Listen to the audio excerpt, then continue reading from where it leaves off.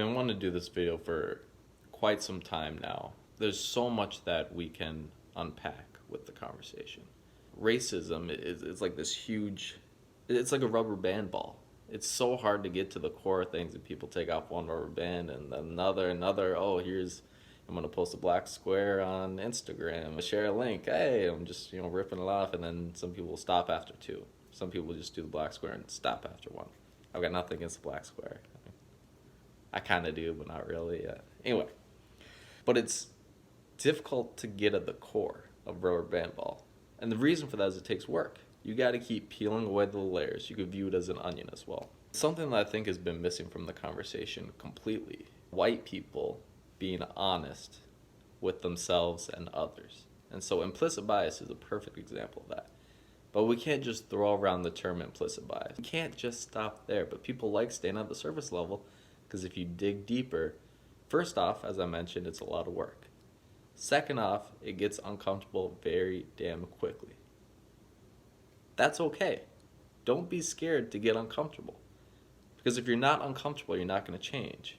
We need to dig deeper, though, and get uncomfortable. So what I want to do is share a couple of examples of my own implicit bias and hopefully open up the conversation so that people can begin to understand, be honest with themselves.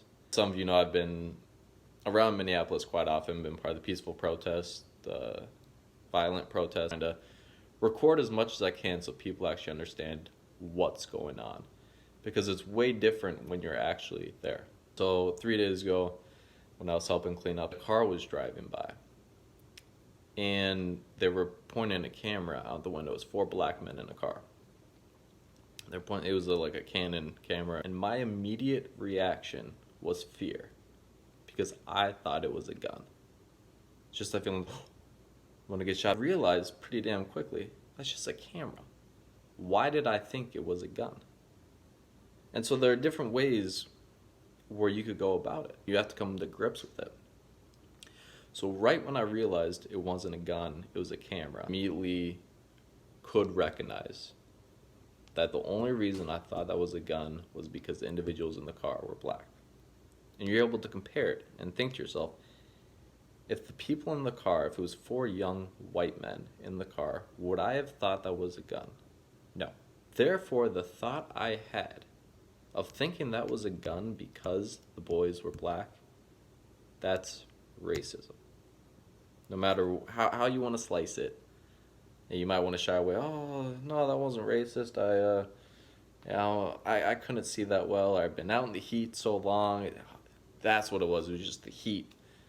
No, it was a racist thought. You can't shy away from it and try and make excuses for your thoughts or actions because racism, ultimately, it's a learned behavior. We've been learning it for years subconsciously. But it's something that we can unlearn if we take the proper steps. If we give a shit enough to unlearn it. And not even if we give a shit enough, because I think a lot of people do. A lot of people are good people willing to talk about it. But I think few people, as of now, are actually willing to take the steps. They're not willing to put in the work. They're not willing to admit to themselves what their thoughts are. And they're not willing to have conversations with people because they don't want to look bad. So my goal for everybody is think critically about what's going on in your mind. When you have implicit bias, when you have a racist thought, which I'm just going to call implicit bias racist thoughts, racism, because that's what it is. I'm not going to shy away from it. I'm not going to cut corners. I'm not going to bullshit around. Think about that. Be conscious of what's happening. You have to be aware, first off, and hopefully this will make people aware. You have to recognize what's happening. In that instance, I was able to recognize. I thought that was a gun because the men were black. You have to admit that to yourself. If you don't admit it, you're just going to walk around blind the whole time. Then, after you admit it, you're able to put in more work. You'll notice it more and more, and then essentially you can create a vault in your head of all the instances. So the next time it happens, like there, immediately I was just able to go, oh, that's a racist thought. I thought that just because they were black. I would not have done that if the person was white. Period. That is a racist thought. Think about it within your mind. Let it swirl around. It doesn't make you a bad person for having these thoughts, because once again, racism is a learned behavior.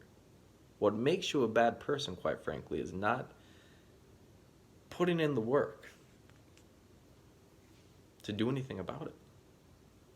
You need to put in the work.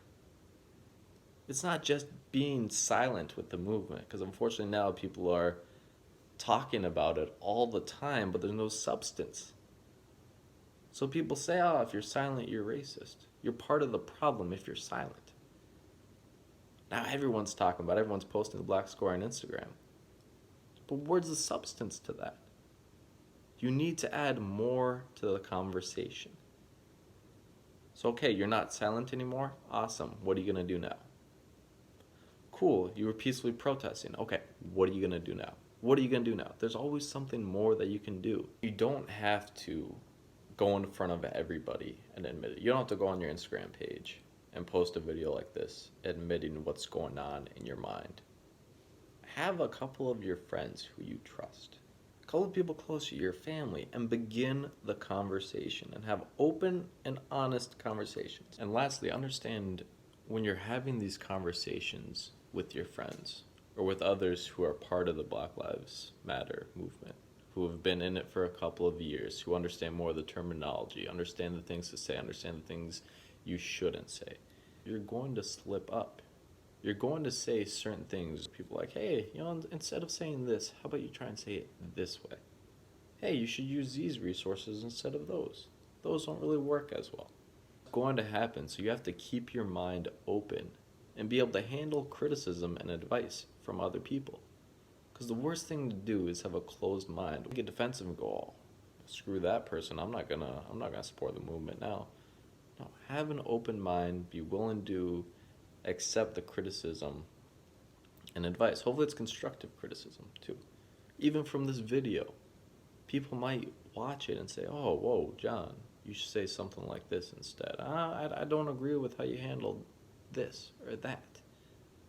And I've got people in my life who I know can help guide me in the correct direction. And they know that I'm able to handle their advice and take it and move along with it and grow, because that's what this is all about, is growing, unlearning the bad behavior and growing with good behavior, tossing out the bad, coming in with the good. But once again, you can't do any of that if you don't become aware and recognize and admit it. Please, everybody, if you're watching this, start to think critically about what's going on in your mind and in your heart. Start to become aware, recognize all that beautiful stuff.